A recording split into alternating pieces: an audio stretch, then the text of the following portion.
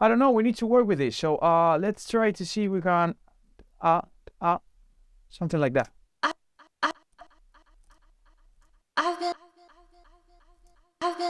Yeah, I like that vocal. This one. I like this one, but this one needs to be a little bit longer. That can work. Yeah, I love that thing.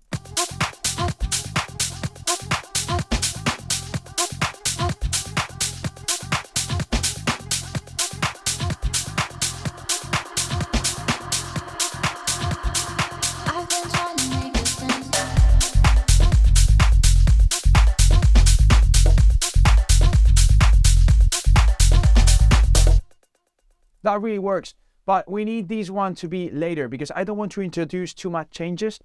When you're producing tech house music and house music in general, if you introduce too much changes, you lose the groove. You need to have a groove for, I would say, 4 to 8 bars and then do the changes. Don't do too much at the beginning.